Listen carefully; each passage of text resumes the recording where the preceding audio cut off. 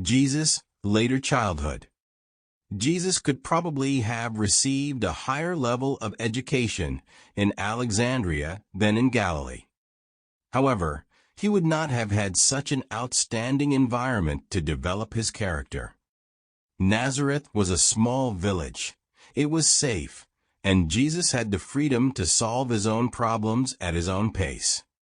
The advantage of Nazareth was that he was in constant contact with people from all walks of life, and because Nazareth was on a camel route, people from other cultures were common.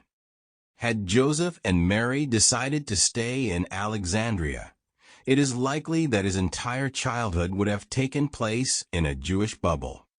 His upbringing would then have been under the guidance of Jews and along exclusively Jewish guidelines. Despite the fact that Jesus would have lived in a metropolis, he probably would have barely left the comfort of their luxurious lodging there. At the age of 9, a noteworthy incident occurred at school. The Jewish religion in those days held that all images, pictures, and drawings of nature were idolatry.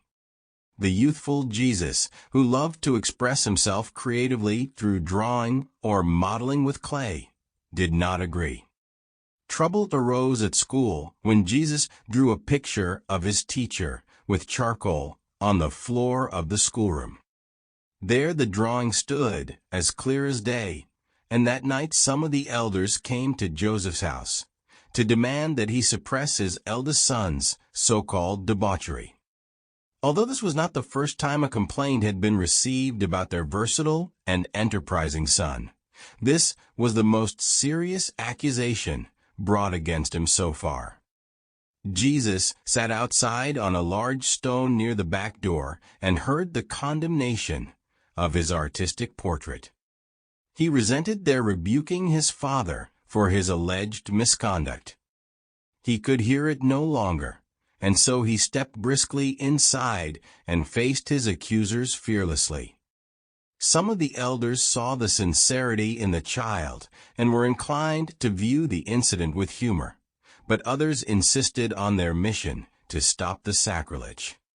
Joseph and Mary were staggered by their child's fierce, brash behavior, but Jesus insisted on being heard.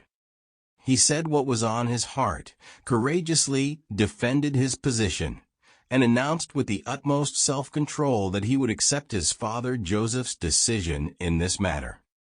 After they left, Mary tried to persuade Joseph to allow Jesus to sculpt with clay at home, on the condition that he would not continue with any of these questionable activities at school.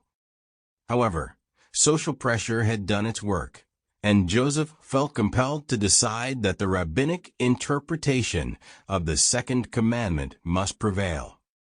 And so, from that day forward, Jesus neither drew nor modeled the likeness of anything until he left his paternal home. He was not convinced that he had done anything wrong, and having to give up this beloved pastime constituted one of the great trials of his young life. Joseph did make a small workbench for Jesus in his workshop. Jesus was also given his own tools. Here he learned to handle tools playfully. Jesus began to have more and more original thoughts around the age of 10. These were sometimes in conflict with the so-called oral law, but he always tried to adapt to the customs of his family.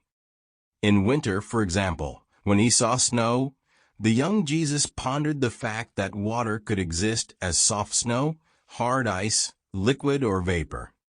He did not then realize that his personality was the actual creator and organizer of all these things.